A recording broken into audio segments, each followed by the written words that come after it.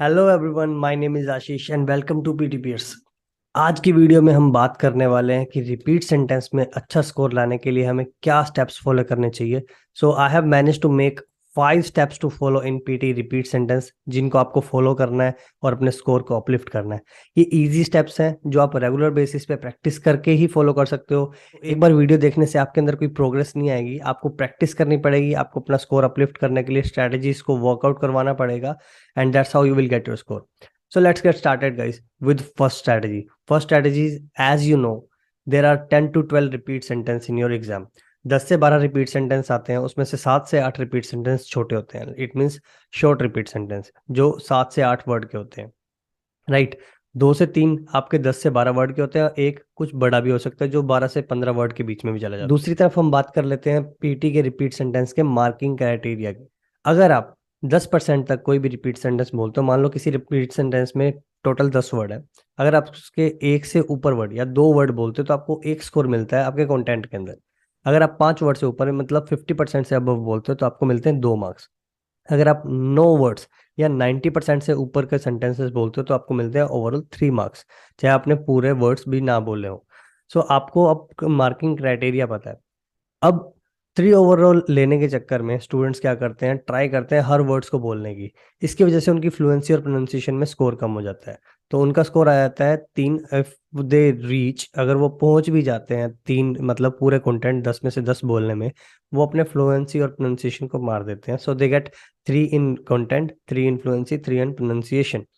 But इसी जगह अगर स्टूडेंट ये करे कि अगर उसको समझ आए 5 से 6 वर्ड और 5 से 6 वर्ड्स को एक फ्लो के साथ बोले, उन कंटेंट को यूज करे, and then after they get see the score 255, it means 12 out of 13।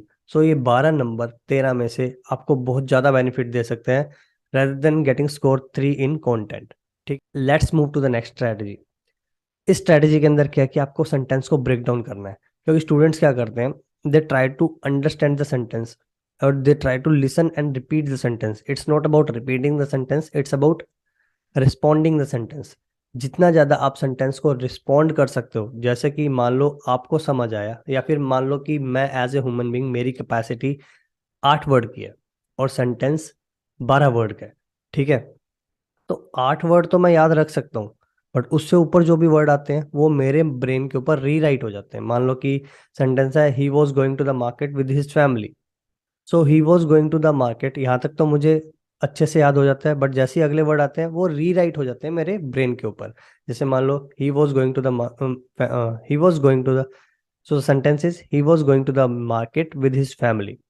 Market तक तो आया, with his family he was going to के ऊपर ही वापस से रीराइट हो गया। अब दोनों वर्ड मिक्स हो गए और मैं बोल नहीं पा रहा। अभी मुझे क्या करना है, इन सेंटेंस को, जब ये सेंटेंस आते हैं जब मैं बड़े वर्ड्स को नहीं बोल पाता, I have to remove my headphone, या फिर मुझे वो लाइक लिसनिंग ब्लॉक करनी है कि मैं वो वर्ड्स नहीं सुनूंगा, मैं फोकस करूंगा शुरू के 5 या 6 वर्ड्स पे।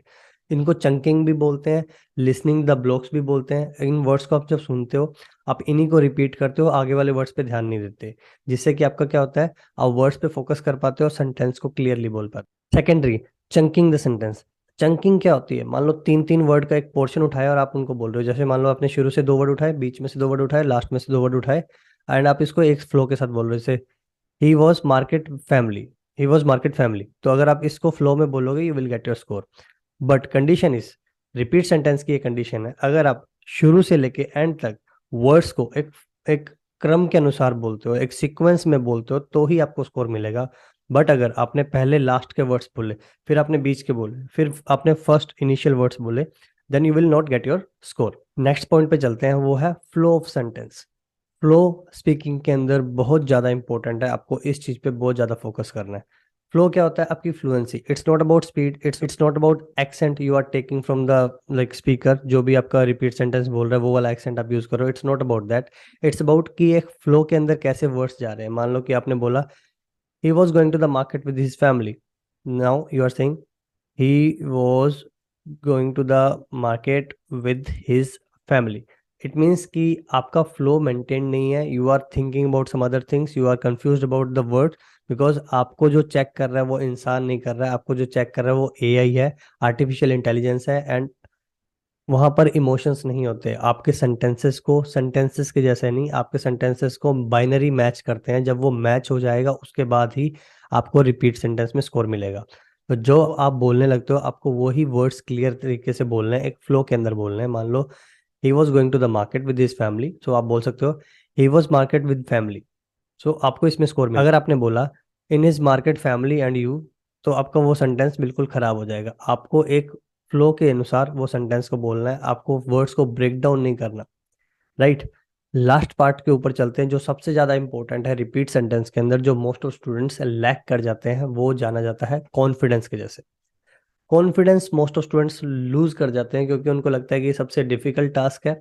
अगर इसमें मैंने कुछ भी वर्ड्स छोड़ा तो मेरा स्कोर कट जाएगा, और मैं साफ नहीं बोलूंगा तो मुझे स्कोर नहीं मिलेगा। और वो इस लैंग्वेज से काफी ज्यादा डरते हैं कि यार मेरे को तो समझ नहीं आया, वर्ड्स मेरे पास में नहीं आए, या फिर कुछ भी वर्ड नहीं समझ आया। और ऐसा नहीं होता कि आपको एक भी वर्ड समझ ना आए। I know there are some accent जो अपने नॉर्मल नेचुरल और रेगुलर बेसिस पे यूज नहीं करते हैं, जिसकी वजह से अपने को प्रॉब्लम आ सकती है। But the main scenario is if you do regular and consistent practice, you can get the accent and the words also. आपको वर्ड्स समझ आने लग जाएंगे। तो आपने अभी क्या करना है, रेगुलर बेसिस पे 50 से 60 रिपीट सेंटेंस प्रैक्टिस करने हैं।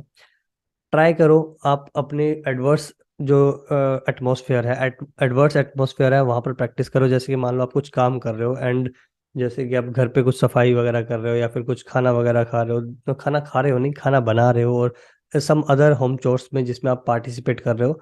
वाइल डूइंग दोस्त, try to try to speak repeat sentence. उस टाइम पे आपका कॉन्सेंट्रेशन कहीं और होगा, और आपको फोकस करना पड़ेगा अपने रिपीट सेंटेंस के ऊपर, जिससे कि आप एडवर्स लाइक सिनेरियोज में भी आप उस चीज पे फोकस कर पा रहे हो। जब आप रिपीट सेंटेंस करने के लिए फोकस्ड होकर अपनी सीट पे बैठोगे तो वो एनवायरनमेंट आपको अब इजी लगेगा, rather than the like atmosphere you were in पहले जहां पर थे। ठीक है, अगर आप इस चीज को फॉलो करते हो तो आपको डेफिनेटली आपके रिपीट सेंटेंस के अंदर स्पाइक देखने को मिलेगा, और आप इस हाइक के साथ बहुत अच्छा स्कोर ला सकते हैं रिपीट सेंटेंस के अंदर। ये ट्राइड एंड टेस्टेड है, बहुत सारे स्टूडेंट्स ने ये ट्राई किया है। जो इस चीज को डिफिकल्ट समझते थे वो अब इसको इजीली क्रैक कर पा रहे हैं।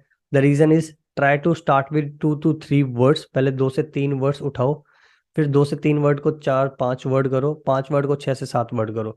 ये फ्लो हाइक के साथ मेंटेन होता है। आप क्या करते हैं, या फिर मोस्ट ऑफ स्टूडेंट्स क्या करते हैं, नए नए किसी इंस्टीट्यूट में या नए नए प्रैक्टिस स्टार्ट करना करते हैं, और आपके जो पास में बैठा है वो काफी टाइम से प्रैक्टिस कर रहा है, and there repeat sentence are good. आप उनको देखते हो यार ये पूरा सेंटेंस ग्रैब कर पा रहे हैं, they are speaking very good, but it's the practice they have done. अब आपने भी क्या करना है, आपने अपनी प्रैक्टिस करनी है, एंड डेली बेसिस पे अपने आप को अपलिफ्ट करना है। 2 वर्ड से 4 वर्ड से 5 वर्ड से 10 वर्ड से डू दैट। ऐसा नहीं है कि आप एक दिन में लग गए और पहले दिन देखा कि आपके साथ वाले के 355 आ रहे हैं, and you will also achieve 355 on the very first day by doing it. You have to go through the whole practice session. You have to practice on everyday basis, then after you would be able to get your score in repeat sentence. And that is all I guess for this video. Thank you so much for watching this one. If you have reached till here, I guess आपको कुछ informative information मिली होगी, तो आप इस video को like कर देना यार। और अगर कोई आपका डाउट है, आपके माइंड में कोई क्वेश्चन रह जाता है कि यार ये जो टॉपिक है रिपीट लाइक अपने पीटी के अंदर अभी तक डाउटफुल है, या फिर इसके अंदर हमें कुछ समझ नहीं आ रहा है, देन आप कमेंट करके बता सकते हो। And if you find this valuable and you think कि आपका कोई फ्रेंड है जिसको भी इससे नॉलेज मिल सकती है, या फिर कोई अलग तरीके से इसके अंदर घुसने की ट्राई कर रहा है, then please share this video to them also. And if you are willing to take like online classes, and that is in the cheapest price I can ever offer, तो वो भी मैं अवेलेबल करवा रहा हूँ। And if you want some mock test and vouchers, और if you need any help in free also, I'll be more than happy to help you guys. Then you guys can message me on my WhatsApp number that is mentioned in the description box. अगर आपकी और कोई भी query है, then just let me know. And that is all for this video. Thank you so much for watching. Have a great time. Take care.